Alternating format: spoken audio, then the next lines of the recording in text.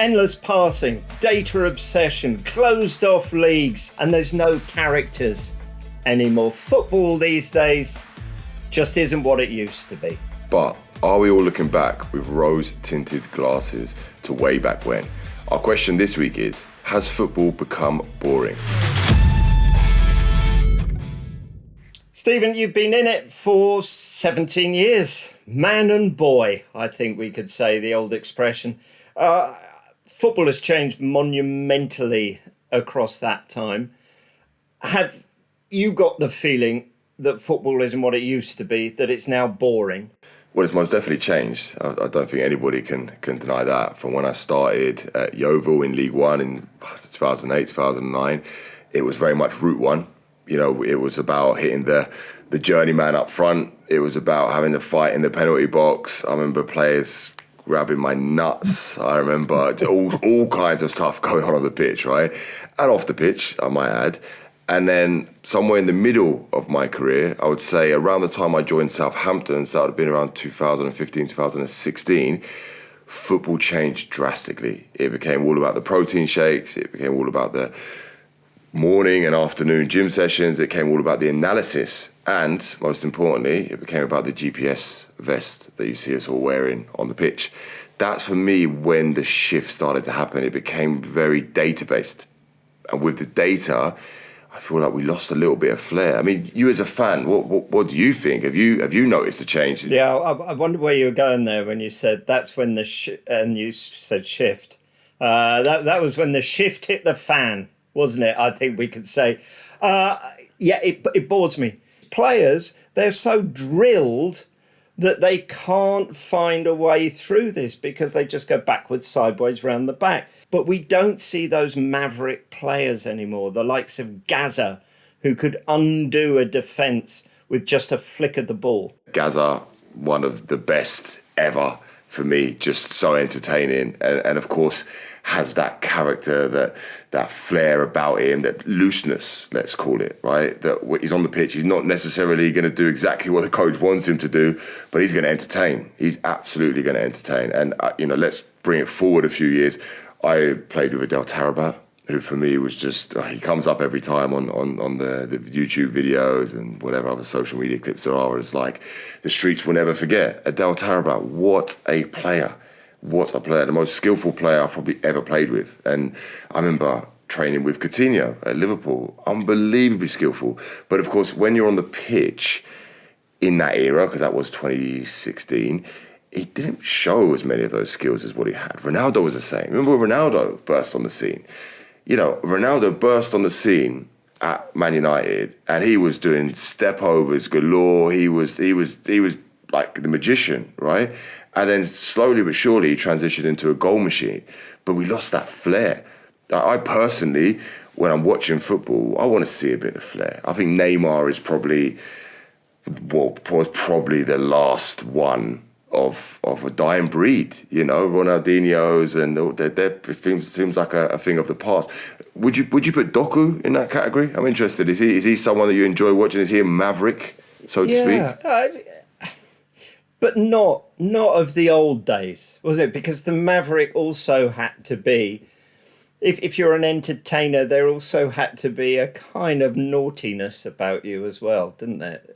I can't believe I'm saying this. Footballers nowadays are just too professional. They all eat quinoa or whatever they do, and most probably have facials or whatever, and go to see the physio. They're tucked up in bed at 10 o'clock. The Mavericks were geniuses both on and off the pitch. They were rebels both on and off the pitch, and they took that character with them into the 90 minutes on a Saturday. That's what made them different. I just can't help but feel that a lot of players are playing with the reins on, because it's almost like what's being asked of them. Look, just fit this data requirement, meet this data requirement, and you will get the move. That, for me, is what is killing the game. I guess the closest we've got in recent years to a maverick was Jack Grealish.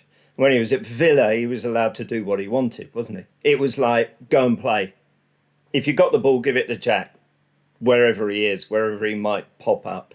He goes to City, which you could argue is the most formulaic football that we have, the most rigid in what the players have got to do. And he struggled, didn't he? Even when it got to England in major tournaments, Gareth Southgate, the idea was don't put him on, even though he could turn the game because he might not track back. But if you've got a player of that talent, what on earth is going on? You know, you want to just go and play, for goodness sake. Because Pep hasn't always been like this. The great bit of Thierry Henry talking about when he went to Barcelona. And he just said to that front three, as soon as the ball gets over the halfway line, you just do what you want. Just go where you want. Just enjoy. And he said it was the most freeing experience he'd had in football. Yet it seems that maybe because other teams are so organised in the Premier League now that Pep feels that he has to be more organised than the most organised. And Arsenal used to be the team of Flair, didn't they, under sort of Wenger, and even when Arteta first took over. And even Arteta has gone, we're not going to win the league like that. We have to win it on set pieces because that's the way you've got to do it, in the boring way. So the success that you're talking about with Arsenal, with Manchester City, it has come through playing a certain style of football. Now, the argument, I guess, would be that, okay, under Wenger, Arsenal did have success way back when, but towards the end of Wenger's tenure, they certainly didn't win anything. So is it now a case of having to play this style of football in order to compete with the very best? I've got my own personal feeling on why things dropped off under Arsene Wenger towards the end. I think one was David Dein leaving the club was huge. I think the move to the new stadium was huge, and we've seen other clubs struggle, haven't we, when they change grounds. So I think Arsenal is different, but the excitement, the overcoaching of football now. I mean, you're a coach. Are footballers overcoached? Are they too afraid? Because there was the bit with Maresca when he was asked if Enzo Fernandez had played a different ball in a game and not the one that Maresca had told him to play, whether Maresca would have applauded him or not. And Maresca said, well, he'd be dropped because he hasn't played the ball I wanted to be played. So it's this kind of idea of overcoaching. Every player now is living in fear if he doesn't give the prescribed pass that he will be a thing of the past. I want to come back to you on that in 1 second, Rob. Before I do that, I'm going to ask any of you who are watching, can you please hit like, subscribe, and drop a comment below with your thoughts on whether football is boring. Okay, Rob, back to your question. So I would have to agree with you, actually. The pressure that the coaches are under from the board, from the presidents, from the fans, leads them to think we need results. How do we get results? Well, everyone looks at Pep Guardiola in the last decade and go, well, this is how he got results, so we'll follow suit.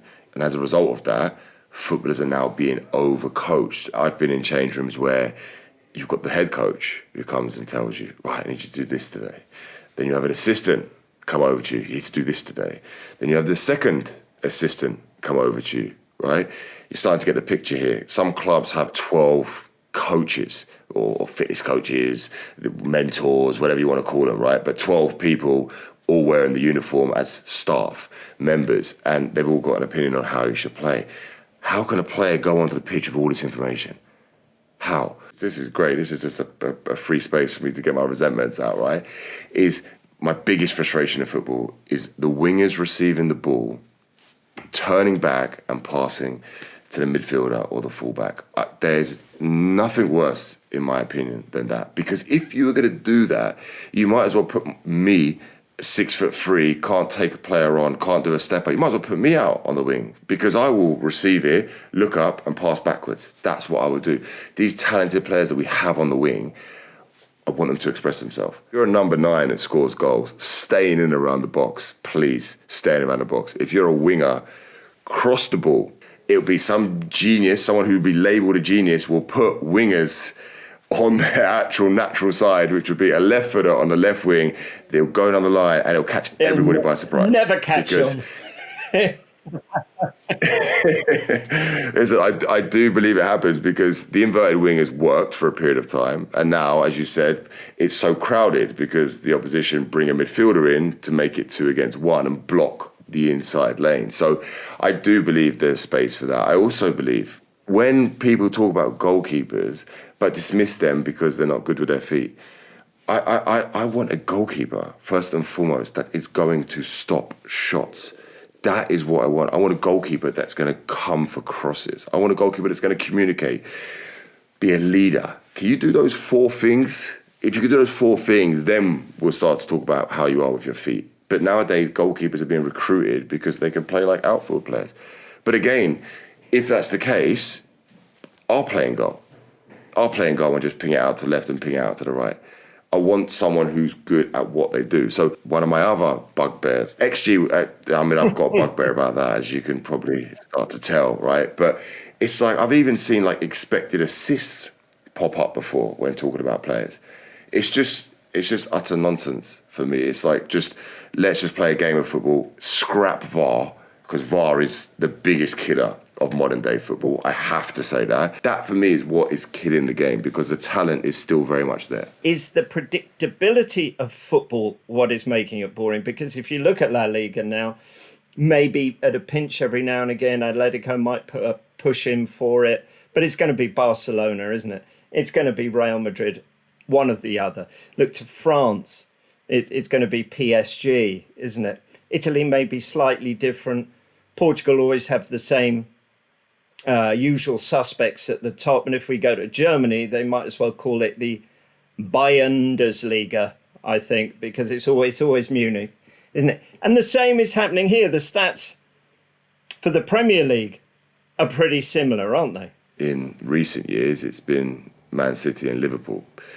Leicester, you have to go quite a little while back for that, but that was a shock. That was an upset. That throws out your theory that it's always the same teams. And this year, it looks like it's going to be Arsenal. It's all but signed and sealed that they're going to be lifting the trophy this year, which they haven't done for a very long time. But I agree to a certain extent. At the top of the league, it's the same teams competing. But I think the bottom of the league is never so predictable. Let's just take Brentford, for example, right?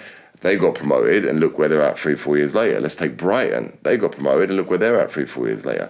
There's loads. I can go on and on and on. Of course, there is then the case of a Burnley that sort of like ping pong between the Championship and the Premier League. But we're only here now talking again. I always find myself going back to the Premier League. There is a lot more football out there. One of the most exciting leagues in the world, in my opinion, is the Championship, because it is so competitive. So football does have some kind of variety, but agreed, at the very top, it's usually the teams with the most money that get the success. This isn't a modern phenomena in England, or in fact, if you look across Europe, this is an amazing stat, this one.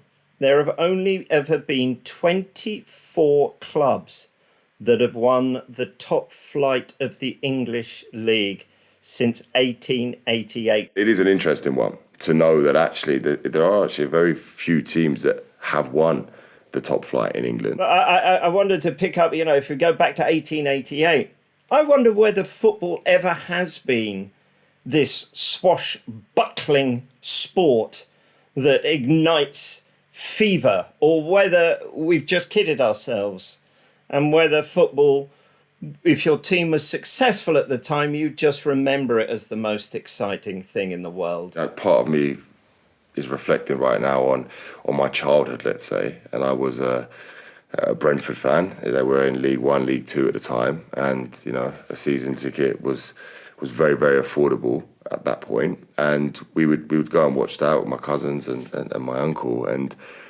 we absolutely loved it. And I can assure you, Brentford weren't always winning. I can absolutely assure you of that. There was a couple of moments of relegation in there, but I just loved it. I fell in love with the game.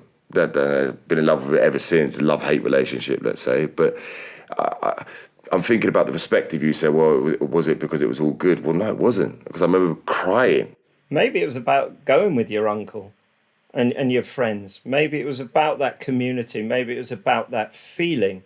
And I wonder whether football nowadays has become so corporate that some of that feeling has gone when you go to a game. No, there's no denying that. Absolutely. It's definitely changed and moved into a corporate remit. And it's also obviously expensive.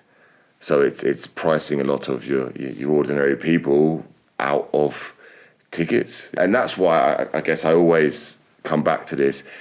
Non-league football is a space where you can go and enjoy, the old days. You can go and enjoy the game without VAR. You can go and enjoy, people that are not on multi-million pounds. You can almost reach them, right? When I go to watch Woking play, I can almost reach the players as they're walking past. It's not, filled with security and 400 cameras all around. It's just people enjoying the moment. I think that the game has changed a lot. I think that it's not as enjoyable to watch as what it used to be, certainly not at the top level, in my opinion. But I do believe that football comes back round, and I'm excited to be a part of it. I still very much love the game, and I love the talent that the Premier League has. Yeah, I do agree with you. I love non-league football, whether it be the Beverley and the Mighty Beavers or Alton FC. I love going along and having a little watch, but you know what? I'm going to be back at Stamford Bridge for the next home game, because if you're born into it, you just can't let it go, can you? Thanks everyone for watching. I hope you've enjoyed, or if you're listening, I hope you've enjoyed the listen. Thanks for watching. See you next time.